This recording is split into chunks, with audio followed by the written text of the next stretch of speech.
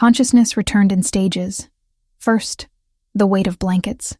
Then, morning light filtering through curtains I didn't remember closing. Finally, awareness that something fundamental felt wrong, though I couldn't name what. I sat up in my apartment, scanning the familiar space. My photography equipment lined the walls. Coffee mug from yesterday still sat on the desk. Everything exactly where it should be, except the sensation persisting under my skin, like I'd misplaced something vital and couldn't recall what. The bathroom mirror revealed a stranger's face. Mine, but marked. A faded yellow-purple bruise stretched across my left forearm. When had I gotten that? I touched my right temple gently, fingertips finding a small pink line, recently healed. The scar felt raised under my touch. No memory of the injury surfaced. Must have been clumsy recently. Tripped somewhere. Threats my head. The explanation satisfied my conscious mind, even as something deeper protested. My phone buzzed as I started the coffee maker. "Honey?" Mom's voice carried unusual tension. "How are you feeling this morning?" "Fine. Why wouldn't I be?" Silence stretched. Then, "Did you sleep well? Any headaches?" "Mom, I'm 26. I think I can manage a Tuesday morning." Of course you can." She sounded like she was convincing herself. "Your father and I just wanted to check in. Make sure you're taking those vitamins Dr. Reynolds prescribed." I opened the medicine cabinet. A bottle of supplements I didn't recall buying sat on the top shelf. The label read, "Post-viral immune support, prescribed by a Dr. Reynolds whose name triggered nothing." "Sure, I'm taking them." "Good. That's good. He said they're important for your recovery." "Recovery from what?" Another pause. "The virus you had last month, remember? You were quite run down." Had I been sick? The timeline felt slippery, like trying to grasp water. Right, the virus. "We love you, sweetheart. Call if you need anything at all." The conversation left me unsettled in ways I couldn't articulate. I drank my coffee standing at the window, watching the city wake up below. Chicago moved like it always did. Traffic, people, life continuing in familiar patterns. So why did I feel like an observer rather than a participant? Work provided distraction. I had a gallery opening that afternoon, a collection of urban landscapes I'd shot over the past year. The gallery had handled my calendar while I was resting. Megan said, voice purposefully light. "Nothing you didn't sign off on before." Before, she repeated, like the word itself could hold me steady. At least I assumed I'd shot them over the past year. Looking at my own photographs felt like viewing someone else's work. Technically proficient, compositionally strong. But the memories of taking them remained frustratingly vague. The gallery space hummed with opening reception energy when I arrived. White walls, track lighting, my name on a placard by the entrance. People milled about with wine glasses, making the appropriate appreciative noises. I smiled, shook hands, answered questions about shutter speeds and editing choices. That's when I felt it. The weight of someone's attention. Different from the casual gallery browsing. Focused. Intense. I turned. He stood across the room, studying a black and white shot of the Chicago skyline at dawn. Tall. Dark hair that fell just slightly too long to be strictly professional. A charcoal suit that fit like it had been made specifically for his frame, jacket open over a white shirt. No tie. A gold chain caught light at his throat. As if sensing my gaze, he looked up. The moment our eyes met, the world narrowed. Sound faded. People became background noise. I couldn't look away. He had the kind of face that belonged in old Italian films. Sharp cheekbones. Strong jaw shadowed with deliberate stubble. Eyes so dark they appeared almost black from this distance. And something else. Something in his expression that looked like pain wrapped in hope. My heart kicked against my ribs. Hard. Unexpected. He started walking toward me. Not rushed, deliberate. Each step measured like he was crossing a minefield. "These are remarkable." His voice threats me like whiskey, smooth with an edge that burned. Accented. Italian, maybe. "You have an exceptional eye." "Thank you." I managed to sound professional despite my pulse hammering in my throat. "Have we met before?" "No." The word came out too quickly, too sharp. He softened it with a careful smile. I would remember. It's just... I gestured vaguely between us. You seem familiar somehow. His jaw tightened almost imperceptibly. Perhaps I have one of those faces. I don't think so. We stood there, trapped in a moment that stretched too long to be comfortable, but neither of us moved to break it. Up close, I could see a thin scar cutting through the right side of his neck, just above his collar. Old. Well-healed. The kind of mark that told a story I suddenly wanted to hear. I'm Giovanni. He extended his hand. Olivia. When our palms touched, electricity shot up my arm. Not metaphorical. Actual physical sensation like touching a live wire. I gasped. He didn't let go immediately.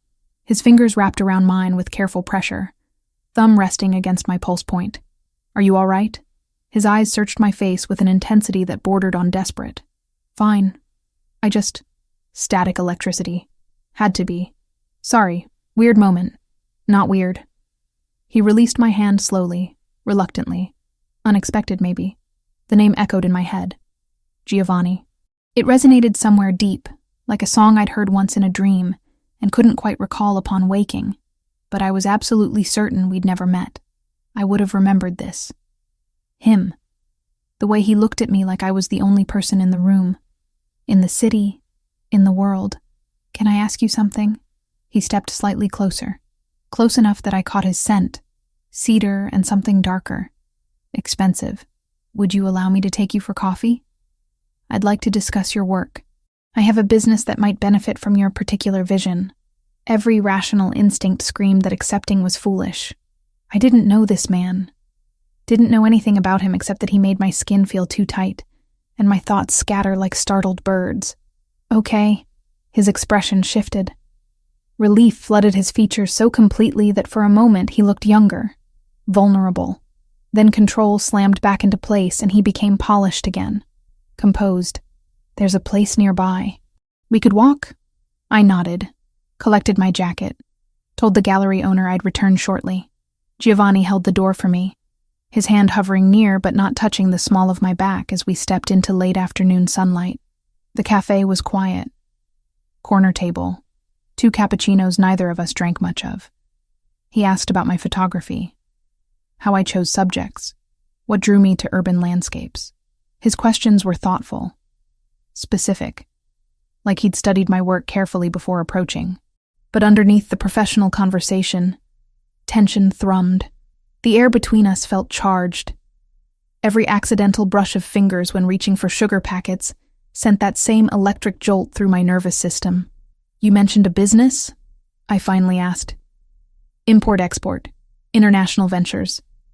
We're expanding our marketing presence, and your eye for capturing authentic urban beauty would be invaluable. Vague. Deliberately so. But something in the way he said it made me think the business was more complex than simple import-export. And I couldn't shake the feeling that this wasn't really about hiring a photographer. Why do I feel like I know you? The question escaped before I could stop it. Giovanni went very still. I don't know. You're lying. Perhaps. He met my gaze directly. Or perhaps some connections transcend logical explanation. That's not an answer. It's the only one I can give you right now. Before I could push further, my phone rang. Mom again. I silenced it, but Giovanni noticed. You should answer. Family is important. How do you know it's family? Lucky guess, but his eyes held knowledge he wasn't sharing. I excused myself, stepped outside to call Mom back. She answered immediately, voice tight with poorly concealed anxiety. Sorry, honey. I know you're working. I just wanted to remind you about taking those vitamins, consistently. Doctor, Reynolds was very clear about the dosage. I took them this morning. Good. That's good. Are you feeling all right? Any dizziness? Confusion? Mom, what's going on? You're acting strange. Nothing. Nothing's going on. I'm just being overprotective. Mother's prerogative. She forced lightness into her tone. Love you. When I returned, Giovanni was standing, jacket back on. I should let you return to your gallery. You haven't told me about this job opportunity. Next time. He pulled out a business card. Heavy stock. Embossed lettering. Just a name and phone number. Call me when you're ready. Ready for what? He studied me for a long moment. To take a chance on something that doesn't make sense. Then he was gone, walking away down the sidewalk with the kind of confidence that came from never doubting his welcome anywhere. I stood holding his card, my thumb tracing the raised letters of his name, Giovanni Moretti. The name meant nothing. Should mean nothing. So why did it feel like remembering something I'd lost? I called him 3 days later, not because I wanted to discuss business, because the memory of his dark eyes and careful touch had invaded every quiet moment since the gallery, because his name kept looping through my thoughts like a song I couldn't shake. He answered on the second ring. Olivia. My name and his accent made my stomach flip. I hoped you'd call. About the photography work. Of course. A pause waited with things neither of us said. Are you free this evening? We could discuss details over dinner. I should have said no. Should have insisted on a professional meeting during daylight hours in a crowded cafe. Instead, yes, escaped before logic could intervene. The restaurant was tucked into a side street I'd walked past 100 times without noticing. Intimate. Warm lighting. The kind of place that required reservations weeks in advance. But when Giovanni gave his name at the door, the host's entire demeanor transformed. Mr. Moretti, your usual table is ready. We were led to a corner booth. Private. Perfect sightlines to the entrance, but invisible from most of the dining room. The waiter materialized immediately with wine I hadn't ordered, pouring with practiced deference. You come here often? I asked. I've been a patron for years. Giovanni settled into his seat with easy familiarity. The owner is an old friend. The conversation flowed. He asked about my work. Not surface questions, but detailed inquiries about composition choices, editing philosophy, why I preferred shooting during golden hour. Questions that suggested he'd studied my portfolio thoroughly. You mentioned urban landscapes, he said, leaning forward slightly. But I noticed several storm photographs in your collection. Rain, thunderclouds. Why? I love rain. The admission came automatically. Always have. There's something about the way it transforms familiar places into something new. His expression shifted. Relief washed over his features so completely it stopped my breath, like I'd answered a question he'd been desperate to ask but couldn't. What was that? I demanded. What? That look. Like I'd just said exactly what you needed to hear. Giovanni's jaw tightened. Perhaps you did. You're doing it again. The cryptic non-answers. I apologize. He reached across the table, fingers hovering near, but not quite touching mine. Some things are difficult to explain with words. Before I could press further, the waiter arrived with appetizers I didn't recall ordering. Giovanni had anticipated my preferences perfectly. The octopus dish I would have chosen. No olives anywhere in sight. Lucky guess? I asked pointedly. Observant. His hand finally closed over mine. The electric sensation returned. Stronger this time. You're very easy to read. Except I wasn't. I knew that about myself. Most people found me guarded. Difficult to know. But Giovanni navigated my reactions like he'd mapped them years ago. The meal stretched into hours. Wine flowed. Conversation ranged from photography to travel to philosophy. He spoke Italian occasionally, musical phrases that made my pulse quicken, despite not understanding the words. When I asked what he'd said, he'd translate something innocuous that didn't match the intensity in his eyes. Tell me about your family, he said during dessert. Mom and Dad in the suburbs. Older sister Lauren, pretty standard. You're close with them? Very. Though lately Mom's been, I hesitated, overprotective, calling constantly, asking strange questions about my health. Perhaps she has reason to worry. What's that supposed to mean? He studied me for a long moment. Nothing. Mothers worry. It's universal. But the way he said it suggested knowledge he wasn't sharing. Again. We left the restaurant near midnight. Giovanni insisted on walking me home despite the distance. Chicago streets were quieter now, our footsteps echoing off brick and glass. He maintained careful space between us, close enough to be protective, far enough to be respectful. Can I see you again? He asked when we reached my building. This wasn't about business, was it? No. At least he was honest about that. Then what is it about? Getting to know you. His hand came up, fingers trailing along my jawline with aching gentleness. If you'll allow it. I should have pushed for real answers. Should have demanded he explain the familiarity, the careful choreography, the way everyone around him acted like he was someone important. Instead, I nodded. He left without kissing me, but the ghost of his touch lingered on my skin long after he disappeared into the night. The next morning, flowers arrived at my apartment. White roses. 2 dozen. No card, but I knew who sent them. When I called to thank him, he answered like he'd been waiting. There's an art exhibit opening tonight. Come with me. Giovanni, please.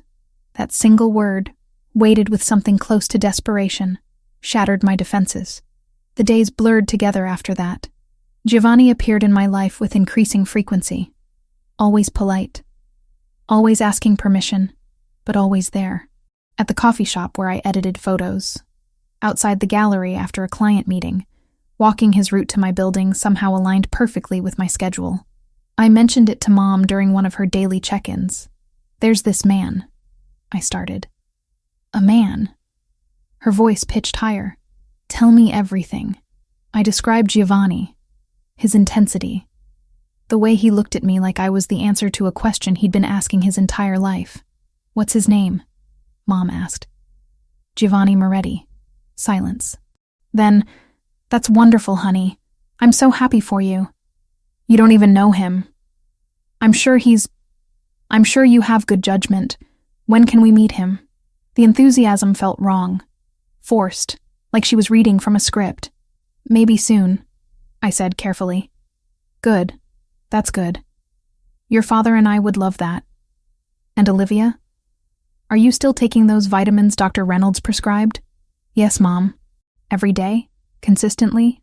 Why does everyone keep asking me about these vitamins? Because they're important. Her tone sharpened slightly. For your recovery. From a virus I don't remember having. Another pause. Memory can be tricky sometimes. Just keep taking them, okay? Megan showed up at my apartment that afternoon unannounced. She brought coffee and pastries and a worried expression she couldn't quite hide. So, she settled onto my couch. Mom called me. Said you're seeing someone? News travels fast. She seemed excited, which is weird because Mom doesn't usually get excited about your dating life. I know. I sat across from her. Everything's been weird lately. How are you feeling? Megan leaned forward. Any headaches, dizziness, confusion? Why does everyone keep asking me that? Because we care. But her eyes slid away from mine. Have you been taking the vitamins? Jesus Christ, Megan. What is with the vitamins? They're important. Dr. Reynolds was very specific about... I don't even remember seeing Dr. Reynolds. She flinched. Actually physically recoiled. You were really sick. It's natural to forget some details. Is it? I stood, pacing. Because I don't remember being sick at all. And now there's this man who looks at me like he knows me. And everyone's acting strange. And I keep having this feeling like I'm missing something crucial. Megan stood too, reaching for my hands. You're overthinking. The virus probably left you feeling off balance. Give it time. But she wouldn't meet my eyes when she said it. Lauren called that evening to cancel our planned sister dinner.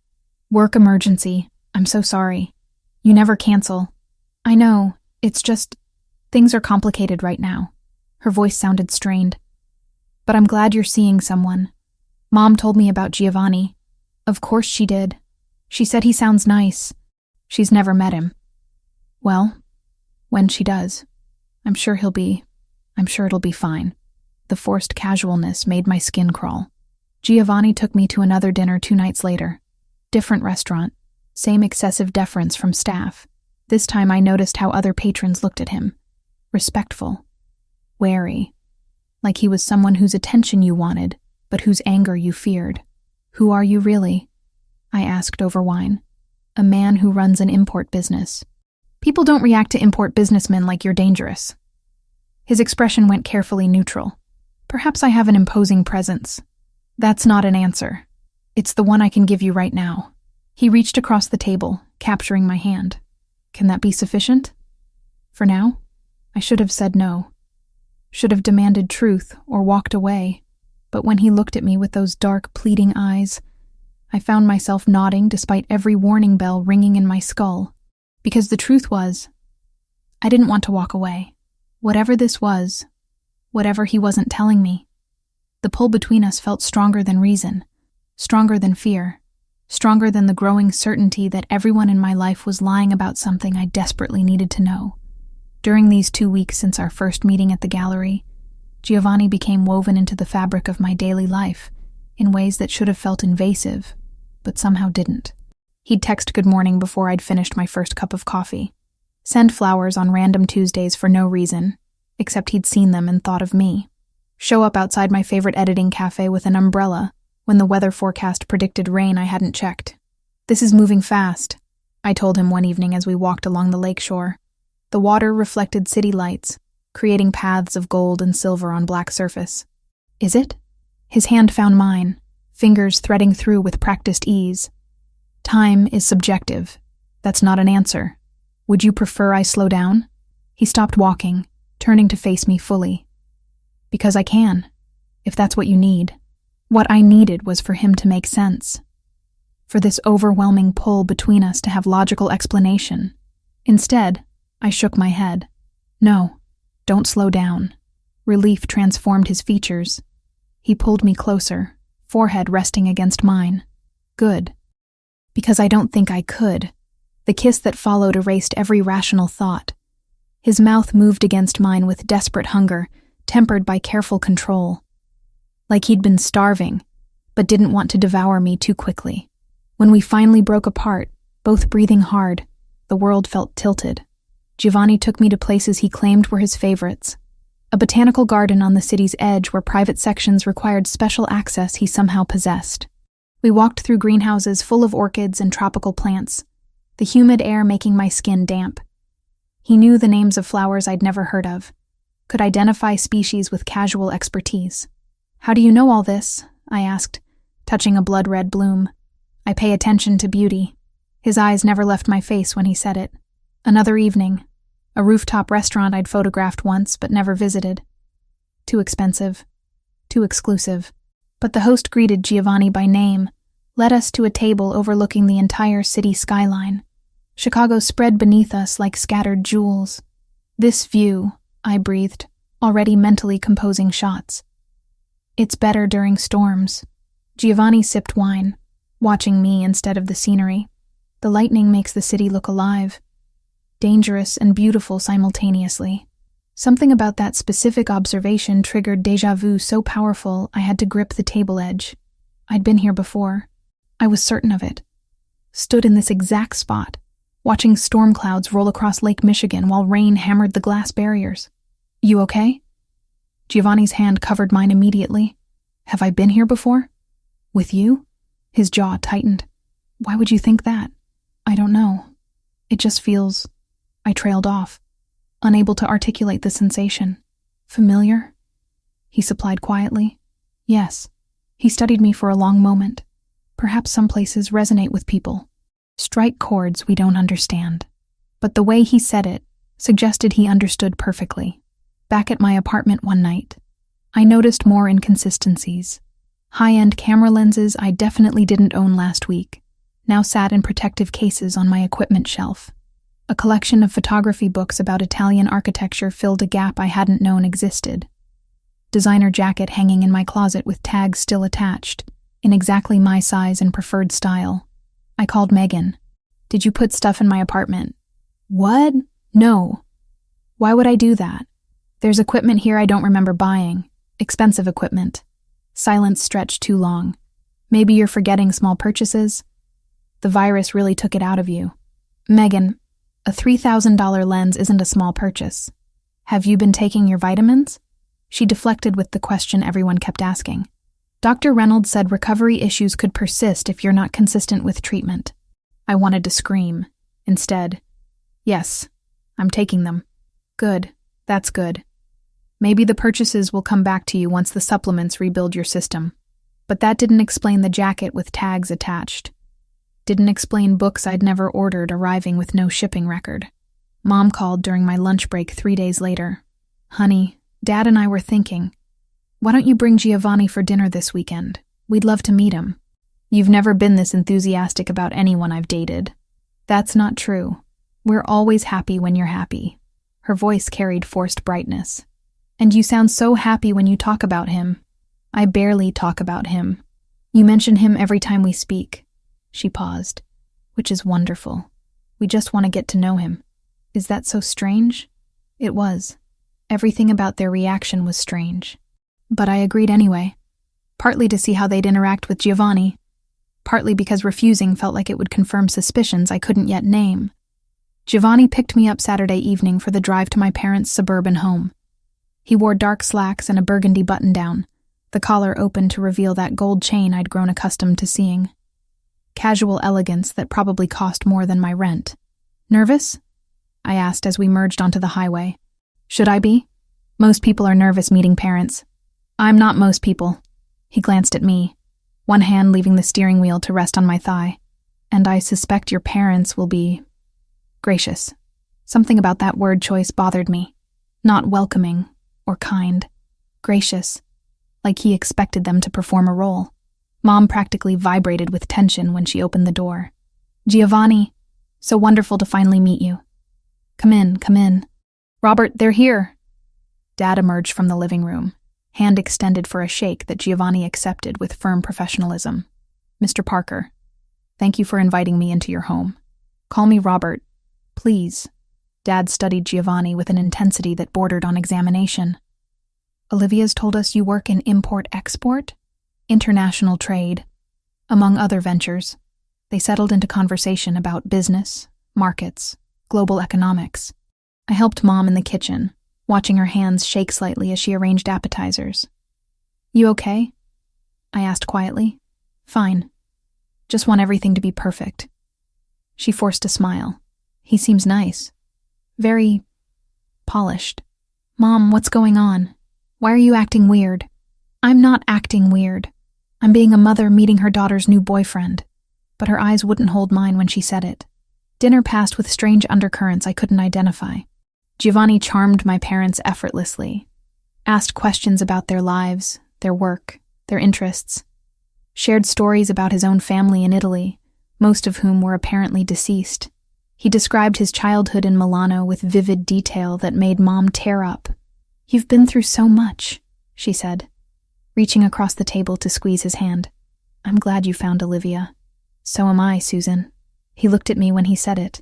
More than you know. The familiarity jarred me. When had they transitioned to first names? Why did my parents treat Giovanni like he was already family rather than someone they'd just met? After dinner, Dad pulled Giovanni aside for what he called a quick chat in his study. I helped Mom load the dishwasher, watching her carefully. You really like him, I observed. Of course. He obviously cares about you deeply. She rinsed a plate, movements mechanical. That's all we've ever wanted. For you to be happy and cared for. Why does it sound like you already knew that? Before tonight? Her hands stilled. Mothers have intuition. That's not an explanation. Olivia. She turned to face me fully. Sometimes we have to trust that people are doing what's best, even if we don't understand all the reasons why. What does that mean? It means Giovanni is good for you, and that's what matters. Before I could press further, the men returned. Giovanni thanked my parents with genuine warmth, promised we'd visit again soon. The drive back to the city was quiet. I stared out the window, processing the evening's strangeness. They liked you, I finally said. I'm glad. He reached for my hand. Their approval means something to me. Why? You barely know them. Barely know me, really. Don't I? His thumb traced circles on my palm. Sometimes connections transcend timelines. You keep saying cryptic things like that. I know. He brought my hand to his lips, pressing a kiss to my knuckles. I'm sorry. Some truths are difficult to speak. Try anyway. He pulled the car into a spot outside my building but didn't release my hand. What if I told you that every moment with you feels like coming home? That I know your preferences because I pay attention to everything about you? That the way you move, speak, laugh, all of it is cataloged in my memory because you're the most important person in my world. My heart hammered. That's impossible. We've known each other 2 weeks. Is it impossible? His free hand cupped my face. Or is it just improbable? Giovanni, I'm not asking you to understand. Just to trust.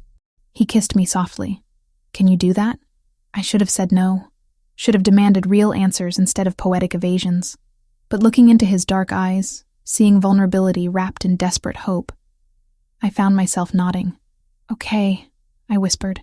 He kissed me again, deeper this time. And for those suspended moments, the questions faded. The inconsistencies didn't matter.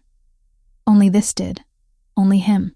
Even if every instinct screamed I was missing something crucial.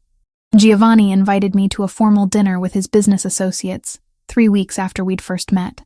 The restaurant was downtown, tucked into a building I'd photographed once but never entered. Private dining room, dimmed lighting, an atmosphere that prickled my skin with unease before we'd even sat down. You're sure about this? I asked in the car, smoothing my emerald dress. Giovanni had sent it to my apartment with a note saying only for tonight. It fit perfectly. Of course it did. I want them to meet you. His hand rested on my knee, warm through silk. You're important to me. They should know that. The room held maybe 15 men when we arrived, all older than Giovanni, all watching us with identical expressions of careful assessment. The energy reminded me of nature documentaries. Predators sizing up territory. A tall man with silver-streaked hair approached immediately. Giovanni. They embraced with familiarity that spoke of years. And this must be Olivia. Franco Bellini, Giovanni introduced. My oldest friend and most trusted advisor. Franco's handshake was firm but brief. His eyes never left my face, studying with an intensity that made me want to step backward. Giovanni speaks of you constantly. It's a pleasure. But his expression suggested pleasure was the wrong word. Concern, maybe, or calculation. The dinner stretched through multiple courses. I sat beside Giovanni, his hand occasionally finding mine under the table. The men discussed shipping routes, international markets, regulatory challenges in terms that sounded legitimate, but felt coded, like they were speaking a language I almost but didn't quite understand. And your work, Miss Parker? One of the older men leaned forward. Giovanni mentioned you're a photographer? That's right. Urban landscapes, mostly. Beautiful and talented. He raised his wine glass in salute. Our Giovanni is a lucky man. The way he said our made my stomach tighten. Like Giovanni belonged to them. Or they to him. Franco watched me throughout the meal with unnerving attention. Not hostile, exactly. More like he was checking for something specific, and couldn't find it. Once, when I reached for water, he exchanged a loaded glance with Giovanni that I couldn't interpret. Halfway through dinner, one of the younger associates addressed me directly. How are you settling back into... He cut himself off so abruptly his fork clattered against his plate. How are you settling into the relationship? The correction was too obvious, too jarring. Settling back implied I'd been somewhere before. But I'd never met these people. Never been in this room. Fine, I managed. Everything's been unexpected. But good. Giovanni's hand tightened on mine. When I glanced at him, something raw flickered across his features before control slammed back into place. After dinner, we drove to my apartment in silence. Giovanni parked, but made no move to leave the car. Come up, I said. Not quite a question. He studied me for a long moment. Are you sure? Yes. My apartment felt smaller with him in it. He moved through the space like he was relearning geography he'd once known by heart. Pausing at the window, trailing fingers along the bookshelf, standing in my bedroom doorway with an expression I couldn't read. Giovanni? He turned, crossed the room in 3 strides, pulled me against him with careful urgency. Tell me this is real. That you want this. It's real. My hands found the buttons of his shirt. I want this. The first time we made love, my body responded with terrifying familiarity, like muscle memory overriding conscious thought. Every touch felt simultaneously new and ancient. Giovanni whispered Italian against my skin, phrases I didn't understand, but that made heat pool low in my belly. Sei mia, he breathed. Sempre mia. The The words resonated in ways I couldn't explain, made something deep inside me ache with recognition. Afterward, he fell asleep with his arm around my waist, face buried in my hair. I lay awake, listening to his breathing even out. Careful not to wake him, I slipped from bed and grabbed my robe. His jacket hung over my desk chair. I shouldn't have looked. Knew I was crossing a line. But my hands moved before reason could stop them, fingers sliding into the inner pocket. Photographs. Maybe a dozen. All of me. My breath caught. I shuffled through them with shaking hands. Me in a white dress, laughing. Me and Giovanni with arms wrapped around each other, both wearing rings. Me on a beach in sundress I'd never owned. Me in front of buildings I'd never visited. One stopped my heart. Wedding photograph. Professional.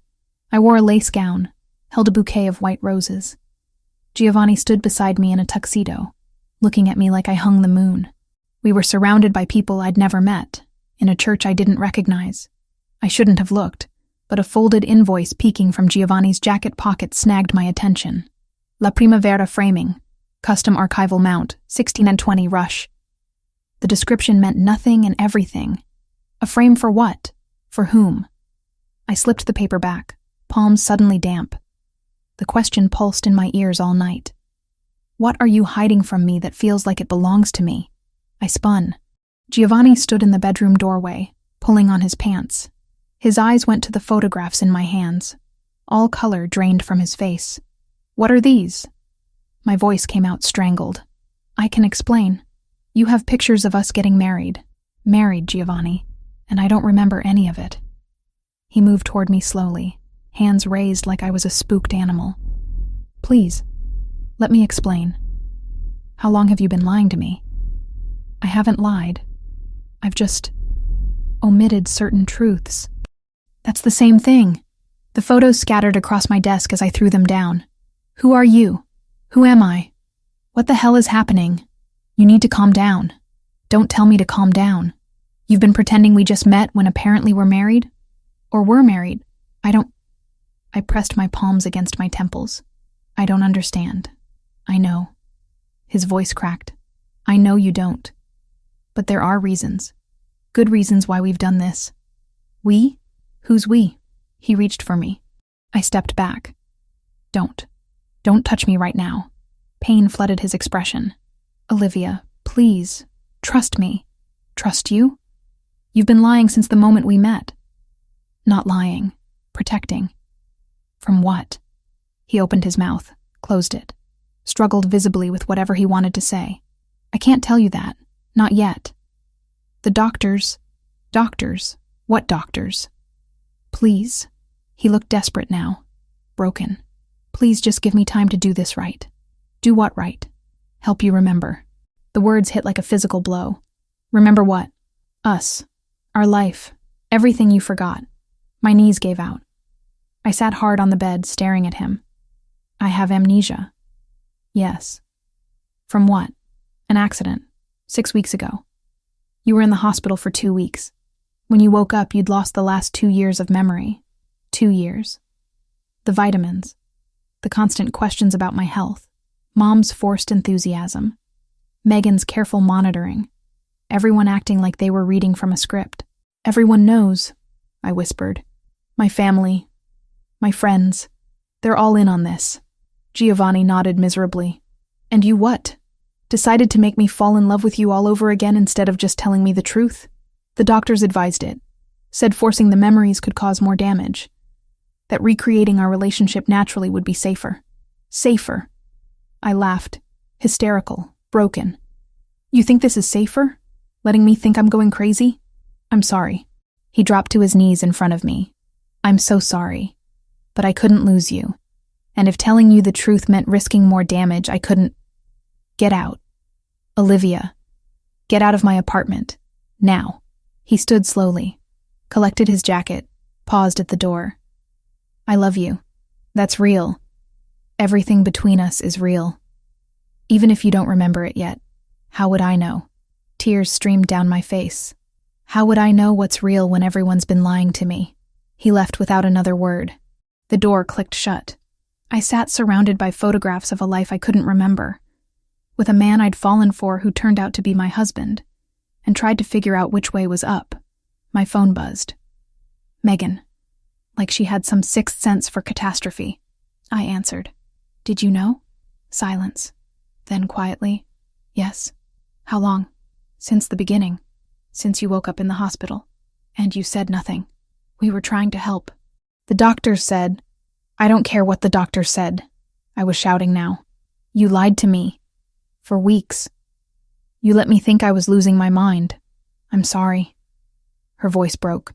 I'm so sorry. But you have to understand. We were trying to protect you. By lying.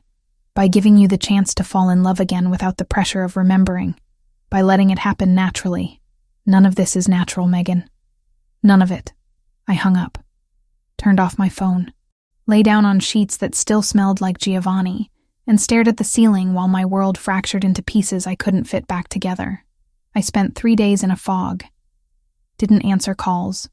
Didn't leave my apartment. Just sat surrounded by those photographs and tried to force memories that wouldn't come. On the 4th day, I started investigating my own life like it belonged to a stranger. Bank accounts first. I logged into the app on my phone and found transactions I'd never made. Deposits from sources I didn't recognize. Withdrawals at locations I'd never visited. And worse, joint accounts. My name linked with Giovanni Moretti on checking, savings, and investment portfolios worth more than I'd earn in a lifetime. My passport came next. I dug it from the drawer where it should have been gathering dust. Instead, stamps filled pages. Italy. Multiple trips to Milano, Roma, Firenze, all within the past year. Dates I couldn't account for. Places I had no memory of seeing. The calendar on my laptop held deleted appointments that recovery software pulled back from digital graves. Doctor visits, dress fittings, venue tours, wedding planning spreadsheets hidden in archived folders. Every piece of evidence screamed the same impossible truth. I'd lived 2 years I couldn't remember. Lauren's apartment was 20 minutes away. I didn't call ahead. Just showed up and pounded on her door until she answered, face pale with worry. Olivia. Tell me everything. I pushed past her into the living room. Right now. No more lies. She closed the door slowly. You should sit down. I don't want to sit. I want the truth. The truth is complicated. Try me. Lauren sank onto her couch, hands twisting together. 6 weeks ago, you were driving back from a photography session, rural area, about 2 hours outside the city. Giovanni was in a business meeting downtown. You were alone. And someone forced your car off the road. Her voice cracked. Deliberately. They'd been following you, waiting for the right moment when you were isolated. My stomach dropped. Who? Enemies of Giovanni's. People trying to hurt him through you. She looked up, eyes wet. Your car went down an embankment. Rolled 3 times. You weren't found for almost an hour. I gripped the arm of the chair I'd refused moments before. How bad? Severe head trauma. Multiple fractures. Internal bleeding. They airlifted you to the hospital. Induced a coma to let the swelling in your brain reduce. She wiped her face. We didn't know if you'd wake up. Giovanni stayed by your bed for 2 weeks straight. Wouldn't leave. Wouldn't sleep. Just held your hand and waited. But I did wake up. Yes. After 14 days. But when you did, the last 2 years were just gone. You thought it was 2 years earlier. Didn't remember Giovanni, the wedding, anything. The neurologist said it was retrograde amnesia.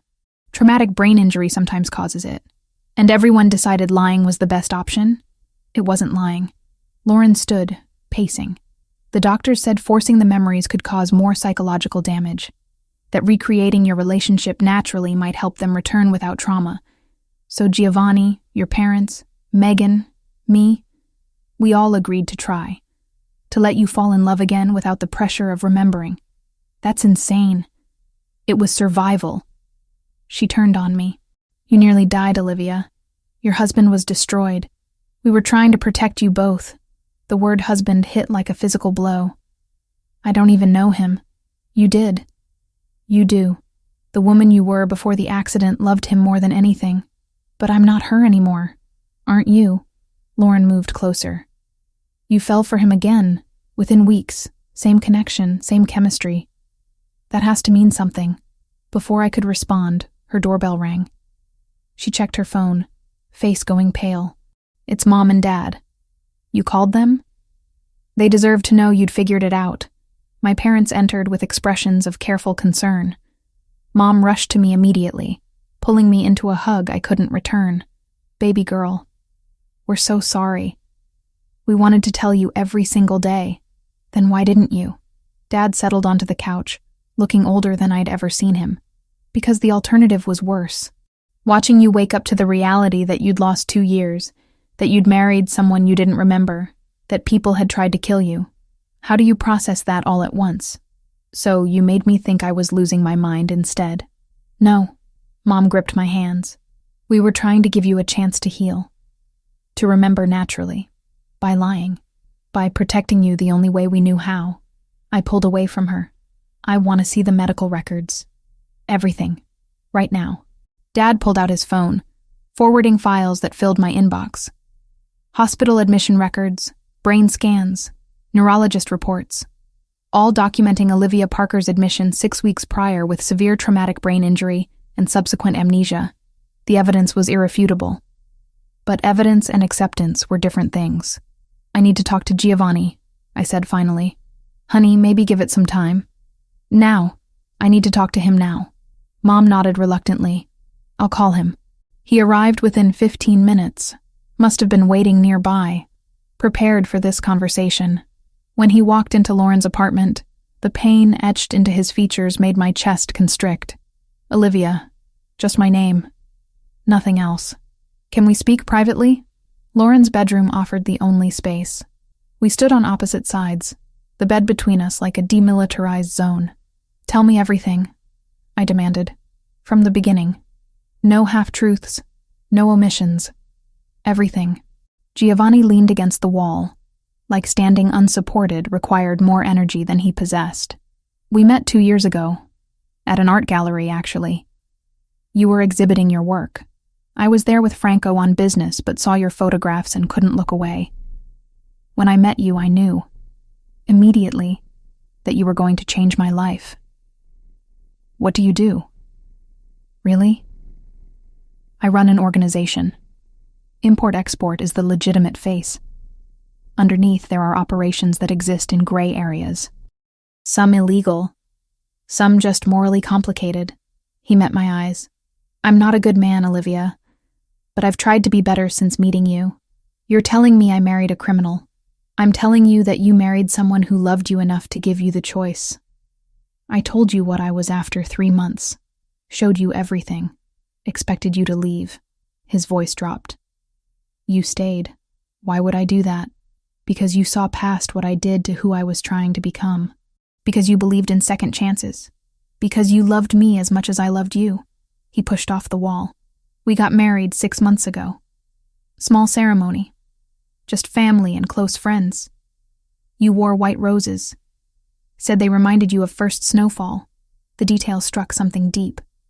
White roses. Snow. A flash of memory so brief I couldn't grasp it. The accident. I prompted. My fault. I should have sent security with you. Should have insisted you didn't take that job. But you were so excited about the landscape work, and I couldn't deny you anything. Self-loathing saturated every word. They used it against us. Tracked you. Waited until you were vulnerable. Forced you off the road. Who? Rivals. They've been dealt with. The way he said it suggested permanence. And you decided lying was better than just telling me. The neurologist was explicit. Dr. Reynolds. He said forcing traumatic memories could cause irreparable psychological damage, that allowing them to return naturally through familiar experiences was the safest path. Giovanni crossed his arms. So we recreated our first meeting, our first dates. Gave you the chance to fall in love without the weight of expectations. Except I did fall in love. The admission hurt. With someone who doesn't exist. I exist. He moved closer. Every moment was real. The only difference is you didn't remember the history, but the connection, the feelings, those were genuine. How would I know? How would I know what's real when everyone's been performing roles? Because you feel it. He reached for my hand. I didn't pull away. Your body remembers even when your mind doesn't. The way you respond to my touch, the way you laugh at my jokes, the way you look at me when you think I'm not watching. That's not performance. That's truth. I wanted to argue, wanted to be angry.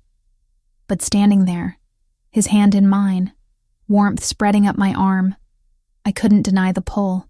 Couldn't deny that every cell in my body recognized him, even when my conscious mind drew blanks. I need time, I whispered. Take all the time you need. He released my hand reluctantly. I'll wait, however long it takes. Even if you never remember, even if you decide this isn't what you want, I'll wait. What if I can't be her, the woman you married? You are her. Memory doesn't define identity. You're still Olivia, still the woman who sees beauty in storms, who speaks 5 languages when she's nervous, who eats ice cream directly from the container at midnight. A sad smile touched his lips. Still the woman I love more than my own life. I left Lauren's apartment alone, refused rides from everyone, needed to walk, to think, to process the impossible reality that I'd lived an entire life I couldn't access. My phone rang as I reached my building. Unknown number. I answered anyway. Miss Parker? I slept on the far edge of the bed, a country away, though only an arm's length apart. Before dawn, he tucked a blanket over my shoulders and left a glass of water on my nightstand, the way muscle memory sets your body moving while the mind is still lost. We were both learning how to love without a map. Dr. Reynolds. Your family asked me to reach out. I'd like to schedule an appointment to discuss your recovery. Recovery? Like I was broken. Maybe I was. Tomorrow, I agreed. I'll come tomorrow. That night, I lay in bed staring at wedding photographs I'd pulled from that hidden folder. Studied the woman in white who wore my face but lived in memories I couldn't reach. She looked happy, radiant, completely in love with the man whose arms wrapped around her. I tried to remember. Tried to force something, anything, to surface. Nothing came, just the persistent sense that I'd lost something vital I'd never get back. Dr. Reynolds' office occupied the top floor of a medical building I'd never visited but somehow felt familiar. Glass walls overlooking the city, modern furniture and calming grays. A receptionist who greeted me by name before I'd introduced myself. Miss Parker. Dr. Reynolds is expecting you. Please go right in. The neurologist was younger than I'd imagined, maybe 45, with kind eyes behind wire-rimmed glasses. He stood when I entered, extending a hand. Olivia, I'm so glad you agreed to meet with me. You're the one who prescribed the vitamins. Not a question. Yes. Post-viral immune support was the cover story we agreed upon with your family. He gestured to a chair. The real medication was neurological support supplements, to aid recovery from traumatic brain injury. I sat because my legs felt unsteady. Everyone keeps using that phrase. Traumatic brain injury. Like if you say it clinically enough, it won't sound as devastating. Would you prefer a different term? I'd prefer the truth, all of it. No more careful omissions or medical euphemisms. He pulled up files on his computer, turning the monitor so I could see. Brain scans filled the screen.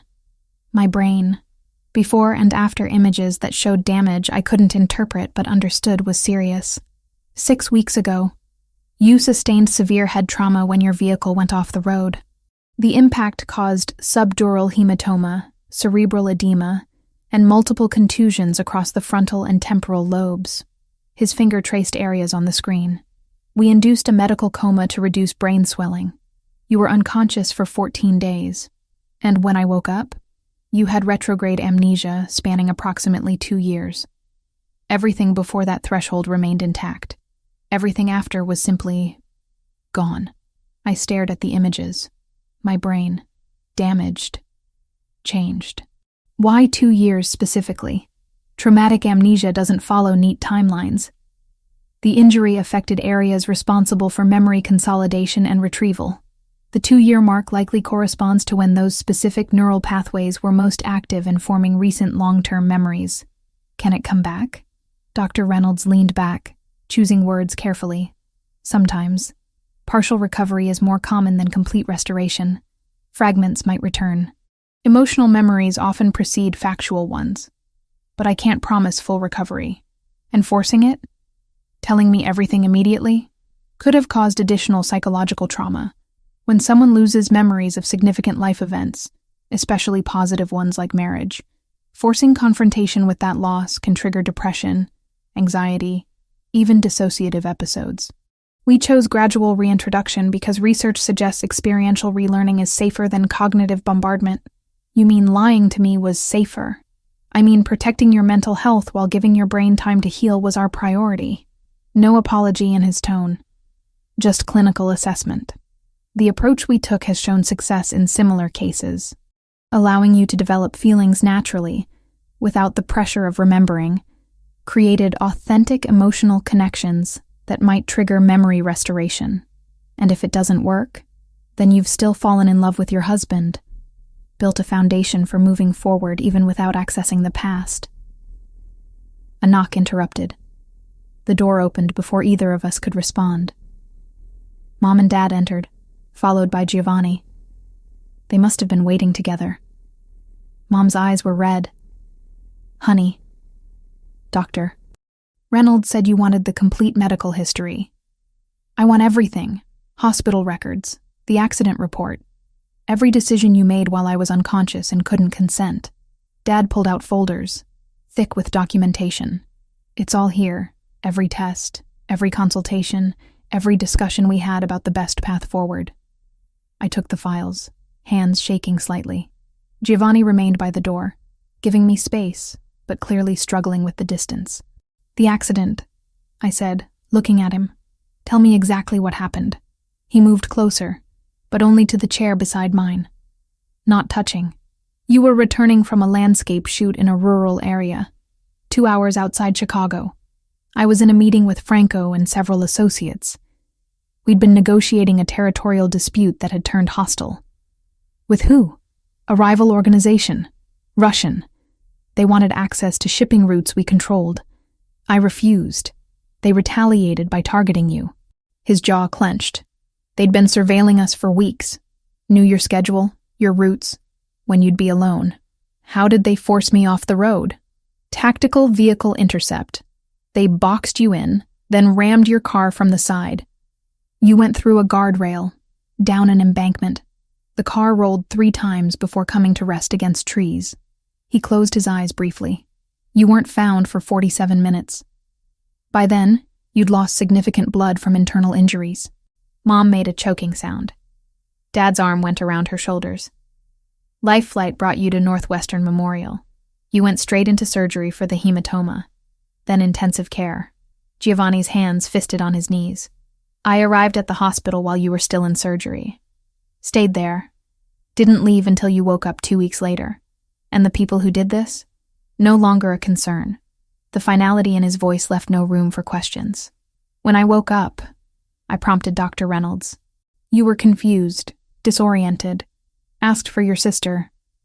When your family arrived, you referenced events from 2 years prior as if they'd happened yesterday. Didn't recognize Giovanni at all. Became agitated when we tried to explain the gap. He pulled up more files. We ran extensive cognitive testing. The amnesia was clean. No memories of meeting Giovanni, dating him, the wedding, your married life together. Just complete absence. What did I say when I didn't recognize him? Giovanni's voice came out rough. You asked who I was. Why a stranger was in your hospital room. When I tried to tell you we were married, you panicked, thought we were lying, trying to manipulate you. The pain in his expression made my chest ache. That's when we consulted specialists, Dad continued. Multiple neurologists, psychologists, trauma experts. Everyone agreed that forcing the memories could cause more harm than good. So you orchestrated an elaborate deception. We recreated your life, Mom corrected. Set you up in your old apartment that we'd maintained as a studio. Made sure your work was waiting. Created the conditions that existed before you met Giovanni. And then made me fall in love with him again. We gave you the opportunity, Giovanni said quietly. The falling was yours. Dr. Reynolds stood. I have your discharge paperwork from the hospital. Surgical notes. Everything documented. You're welcome to seek second opinions. Talk to other specialists. But I stand by our approach. Can I see the house? I asked Giovanni. The one we supposedly shared? It's yours. Our home. Not supposedly. He pulled keys from his pocket. I'll take you now if you want. The drive took 30 minutes. Giovanni drove in silence while I watched Chicago transform from urban to suburban to estate. The house sat behind gates that opened to his touch. Stone and glass architecture. Modern but warm. Gardens that even in autumn looked meticulously maintained.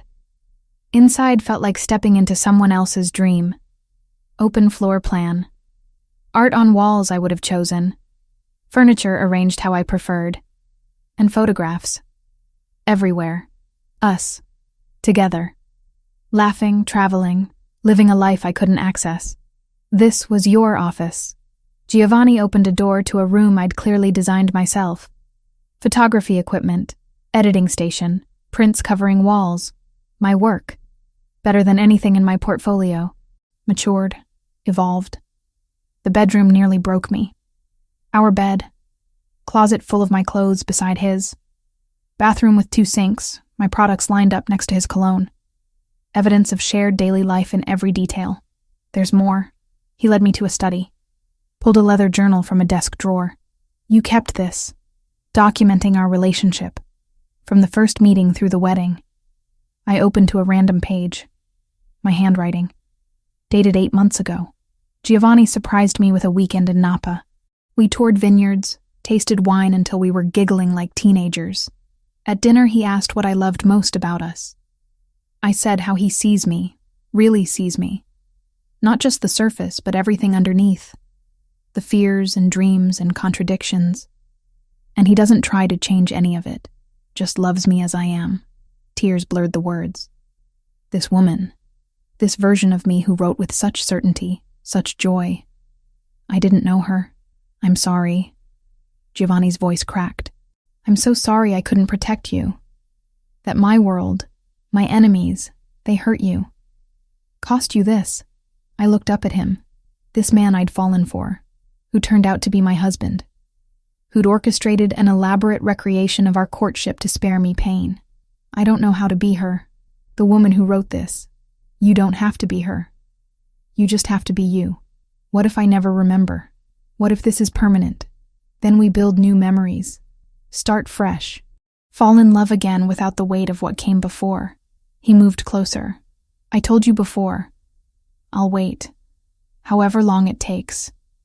Even if it's forever. That's not fair to you. Loving you is the only fair thing I've ever done. I closed the journal. Looked around this room that should feel like home but felt like a museum. I need time to process this. All of it. Take all the time you need. The house is yours. I'll stay elsewhere. Where will you go? I have properties. Places that are mine alone. You need space to figure out what you want without me crowding you. He left me there. In our house. Surrounded by evidence of a life I'd lost. I wandered through rooms, touching furniture, studying photographs, trying to force recognition that wouldn't come. In the master bathroom, I found more of the vitamins. Post-viral immune support. The lie that had kept me compliant. I dumped them down the sink. My phone rang. Megan. I answered this time. Are you okay? I don't know. Am I? Is any of this okay? Probably not, but it's what we have. She paused. For what it's worth, I'm sorry. We were trying to help. I know. I understand that now. Doesn't make it hurt less. Do you love him? Still? Even knowing everything? I thought about Giovanni's hands. Careful and gentle. His eyes when he looked at me. The way my body responded to his presence like coming home to something familiar. Yes, which might be the most confusing part of all this. Then maybe that's what matters. Not the memories you lost, but the feelings you found. After we hung up, I lay in the bed I'd apparently shared with Giovanni for 6 months.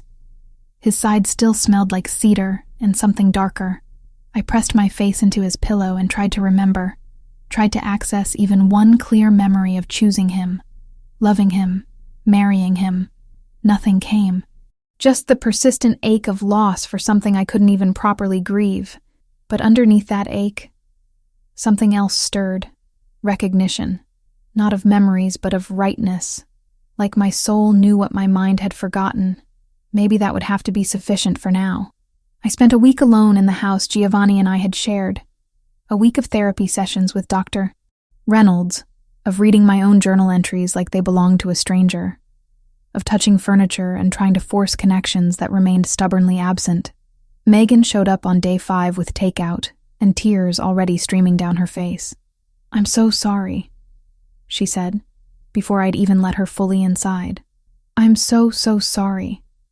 I hated every second of lying to you. I cried myself to sleep most nights knowing you were confused, and I couldn't just tell you the truth." We sat on the living room floor, containers of Thai food between us, and she told me everything, how Giovanni had called her from the hospital, voice destroyed, begging for help, how they'd all gathered in a conference room with Dr. Reynolds, and decided together that gradual reintroduction was safest, how she'd practiced conversations in her mirror, rehearsing casual lies until they sounded natural. "You have to understand," she said, gripping my hands. "We weren't trying to manipulate you. We were trying to protect you from a truth that could have broken you completely. I know, and I did. Understanding and forgiving were different processes, but I was working toward both. I'm not angry anymore, just sad. For all of us. Do you love him? Still? I think I never stopped. My body remembered even when my mind couldn't." Lauren came the next day. Brought photo albums I'd never seen. Us as children, teenagers, adults navigating life together. Then newer photos. Me and Giovanni. The progression of our relationship documented in careful chronology. "I watched you fall for him the first time," she said, flipping pages. "Watched you choose him despite knowing what his world was. You were so certain, so fearlessly in love." She looked up. "And now I'm watching you fall for him again. Same certainty, same fearlessness.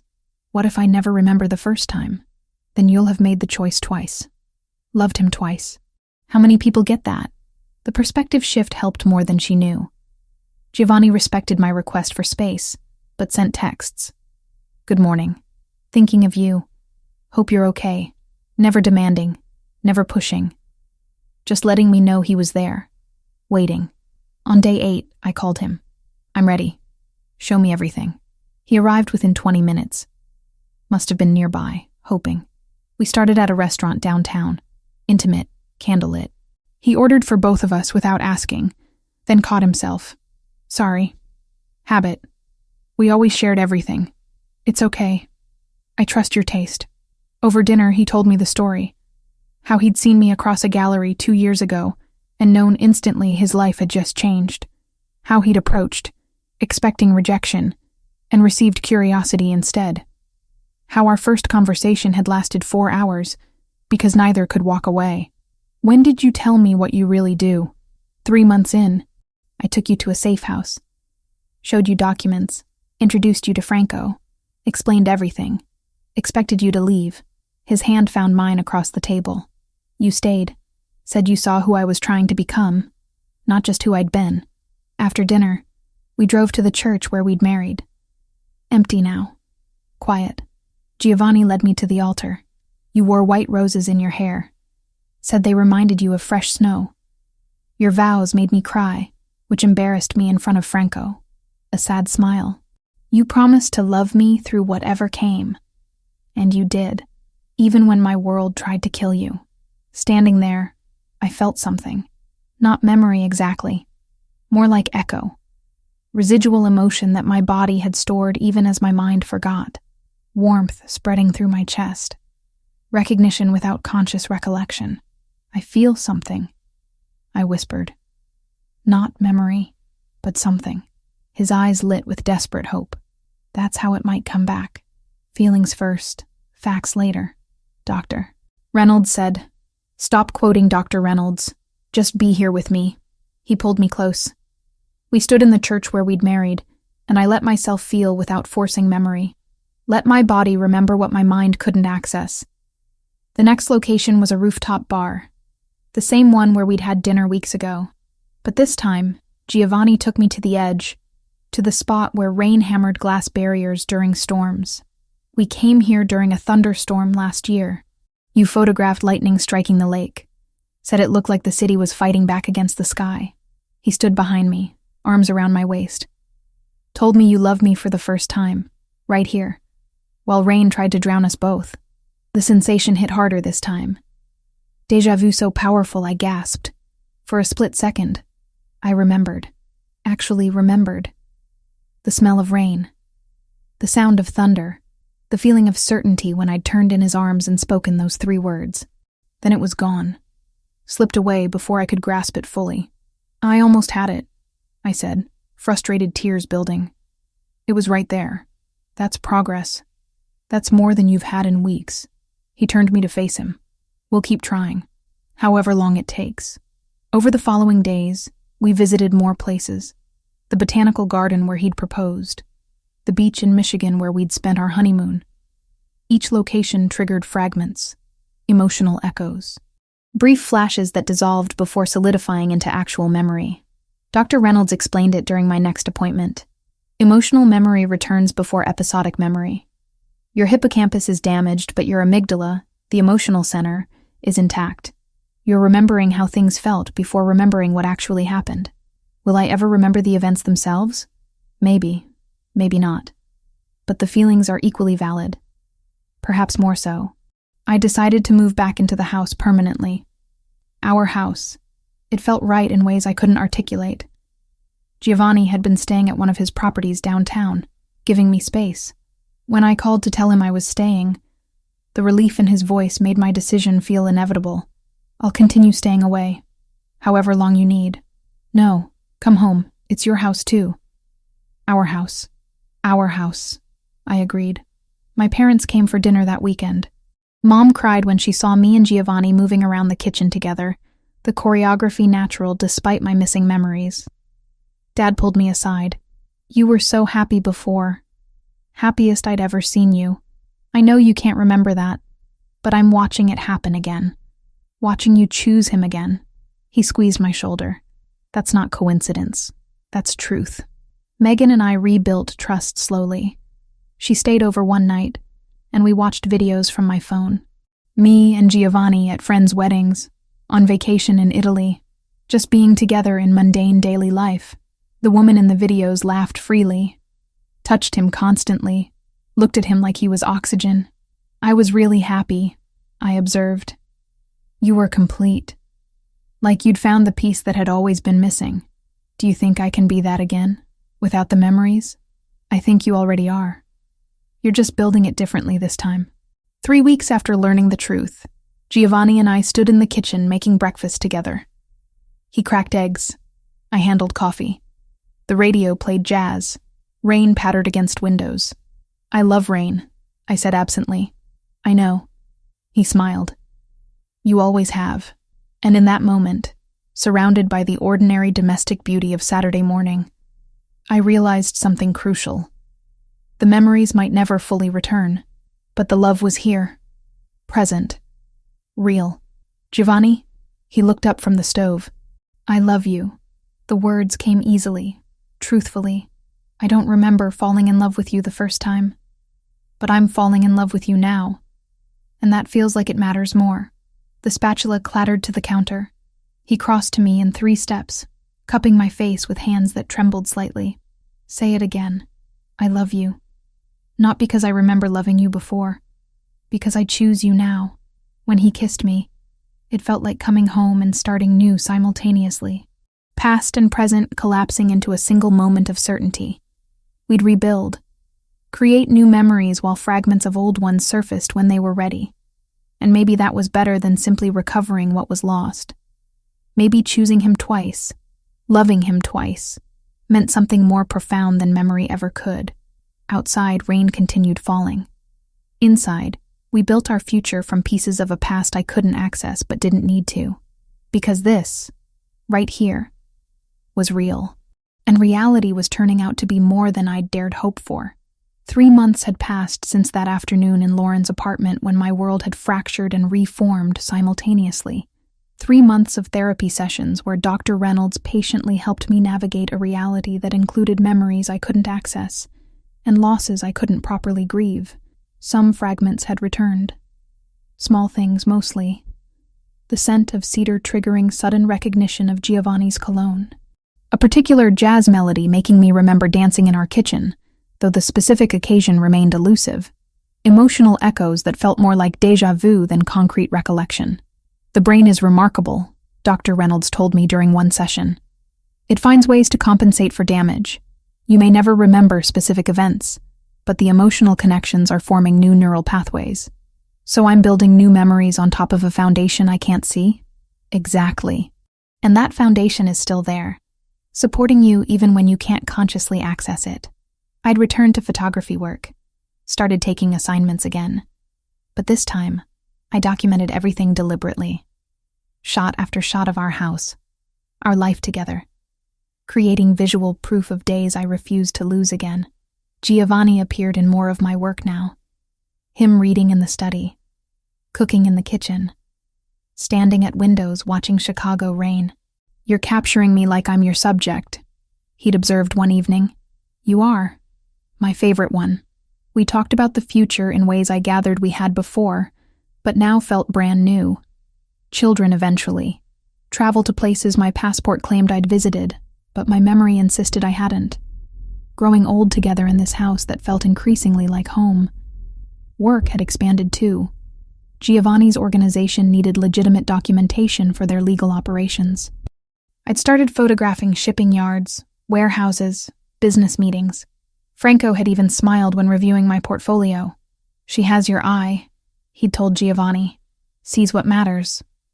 She always has. The night everything crystallized happened exactly 3 months after Lauren had revealed the truth. Storm clouds had been building all afternoon, the kind of weather that made my soul sing even when I couldn't remember why. We stood on the veranda watching lightning fracture the sky. Rain hammered the city below, transforming familiar streets into something wild and beautiful. Giovanni's arm wrapped around my waist, his warmth anchoring me against the wind. "This," I said, not looking away from the storm. "This is what I love, what I've always loved. I know. How? How do you know me better than I know myself? Because I've spent 2 years studying you like art, learning every preference, every fear, every dream." He turned me to face him. "And then I got to do it again these past months. Fall in love with you twice." The rain intensified, soaking us both through the covered veranda's gaps. I touched his face, tracing the sharp lines I'd memorized without conscious effort. "I love you," I said. Not the first time since learning the truth, but the first time with this particular clarity. Not because I remember falling in love before, not because everyone tells me I should, because standing here, right now, choosing you feels like the most honest thing I've ever done. His hands cupped my face with aching gentleness. "Say it again. I love you, Giovanni Moretti. I choose you. I choose us. I choose this life even knowing I can't remember all of it." When he kissed me, thunder rolled overhead and lightning painted the world silver. We were soaked. Cold. Perfect. "We should go inside," he murmured against my lips. "Not yet. Let me have this moment. I want to remember it." So we stood in the storm, holding each other while the city disappeared behind sheets of rain, and I burned every detail into memory. The way his shirt clung to his chest, how his eyes reflected lightning, the feeling of absolute certainty that this, right here, was truth. Later, wrapped in towels in our bedroom, he asked the question that had been hovering between us. "Do you want children? Eventually?" "Do we?" I countered. "Did we talk about this before?" "Yes. You wanted to wait until your photography career was more established, but you definitely wanted them." I thought about tiny humans with his dark hair and my eyes, about building a family from this second chance foundation, about creating memories that would be ours from the beginning. I want that. Not right away. But yes, eventually. The relief in his expression told me this mattered more than he'd admitted. "Whenever you're ready. We have time." Therapy continued through the following months. Some memories trickled back. I remembered our wedding vows, though not the ceremony itself. Recalled visiting Italy, though the specific locations remained foggy. My brain was healing in its own mysterious timeline, returning fragments when it felt safe. Work flourished. My portfolio expanded with projects I was conscious of creating. Giovanni supported every venture, attended every gallery showing, celebrated every success like it was his own. 6 months after choosing him in that storm, we decided together to try for a family. No pressure, no expectations, just us, building forward rather than trying to reconstruct the past. When the pregnancy test showed positive 3 months later, I stared at it with a mixture of joy and terror. "This is real," I whispered when I showed Giovanni. "We're really doing this. We're really doing this." He pulled me close, hand already moving to my still flat stomach. "Are you scared, terrified, and happy?" "Both. That's called being human, love." Now, 12 months since that afternoon when truth had destroyed and rebuilt my world, I sat in our study reviewing photographs. The album spread across my desk showed our life in careful chronology. Some images triggered recognition. Others remained beautiful mysteries. Giovanni appeared in the doorway, coffee in hand. "How are you feeling?" I touched my stomach, where our daughter grew. We'd found out the gender last week. A girl. I'd cried, though I couldn't say if I was remembering wanting a daughter or simply feeling it fresh. Good. Tired. Happy. He set the coffee down, moved behind my chair to look over my shoulder at the photos. "Do you remember that day?" The image showed us at the beach. Me in a yellow sundress, laughing at something off camera. Him looking at me like I'd hung the moon. "No, but I can see how happy we were." "Are," he corrected gently. "How happy we are." "Yes, are." Some memories might never return. Dr. Reynolds had been honest about that. The trauma was severe enough that portions of those 2 years could be permanently inaccessible. I'd made peace with that uncertainty. Made peace with being a woman who'd loved the same man twice, who'd chosen him in different timelines with the same certainty. I closed the album and turned to Giovanni. "Tell me again. About the first time we met. Which version?" A sad smile touched his lips. "The first time? Or the second?" "Both. Tell me both." So he did. Told me about seeing me across a gallery 2 years ago, and knowing his life had just changed. Told me about approaching me weeks ago and falling in love all over again.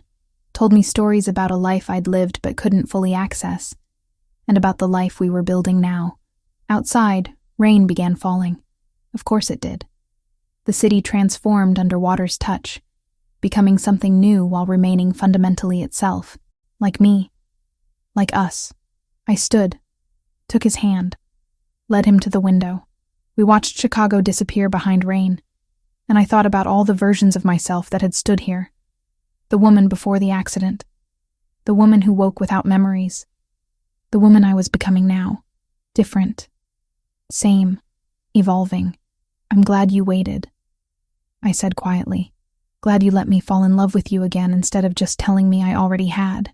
Even knowing we could have avoided months of confusion. Especially because of that. I got to choose you twice, Giovanni. How many people get that gift?" He rested his hand over mine on my stomach. Our daughter moved beneath our touch, a reminder that we were building forward, creating a future that didn't require perfect memory of the past. "Thank you," he whispered. "For what?" "For choosing me. Both times. For being brave enough to love me even when you couldn't remember why." I turned in his arms, meeting his dark eyes that I'd memorized twice. It was never about memory. It was always about truth. And the truth is, some part of me has always known you. Will always know you. Memory or no memory. The rain continued. Inside, we held each other and planned futures built on fractured pasts. My photography career was thriving. His organization was expanding into more legitimate ventures. Our daughter would arrive in 6 months, born into a family that understood the value of second chances. I might never remember our first kiss, might never recall the exact moment I decided to marry him, but I remembered this. Every moment from this point forward, I was fully conscious, fully present, fully choosing this life, and that mattered more than any lost memory ever could. Mom texted every morning now, photos of her garden, the baby blanket growing longer row by row. Dad pretended not to cry on video calls and failed beautifully. Megan kept my calendar brutal and my coffee gentle.